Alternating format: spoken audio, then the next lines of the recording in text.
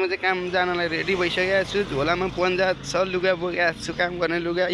Final guys आज अलिकति ढिलो उठेछु। दिदीले खानासाना पकाउनु भयो।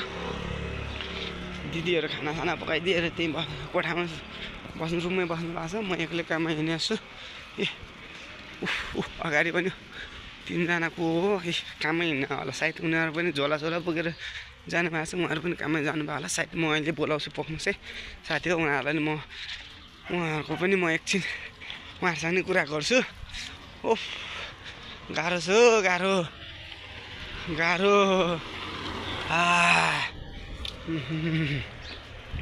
ओफ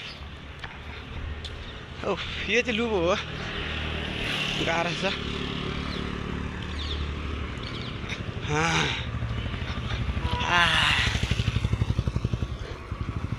गाइस हो, म चाहिँ सधैँ यही बाटो जाने लुबो है।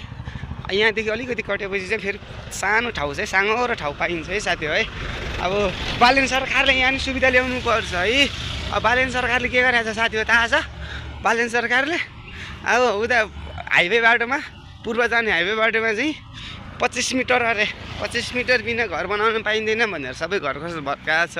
ल यहाँ हेर्नुहोस् ल, यो कति थियो होला यहाँ 25 मिटर। यहाँ सबैले तलमाथि, तल्लो छेउ माथिल्लो छेउ, दाहिने साइड देब्रे साइड यहाँ 25 मिटर काट्यो भने यहाँ कतिवटा घर भत्काउनु पर्छ ल हेर्नुहोस् ल है।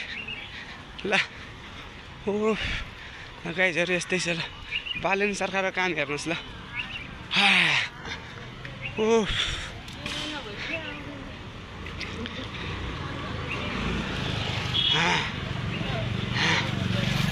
बालेन सरकार यस्तै छ।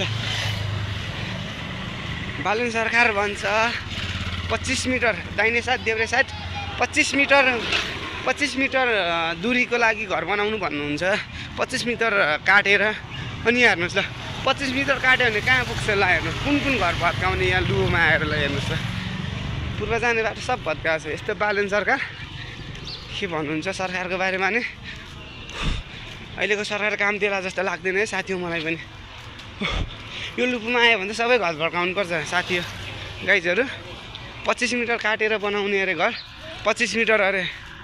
अनि यहाँ हेर्नु ल कति साङ्ग्रो बाटो छ। आई यहाँ तपाईँहरू देख्नु भएको छैन गाइजहरू, म देखाउँछु रुक्नुहोस् है।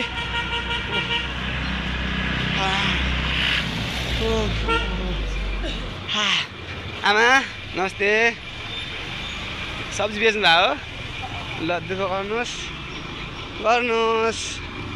ले बस कहाँ जाने थाहा छैन। ओ गाइस यस्तो छ जिन्दगानी।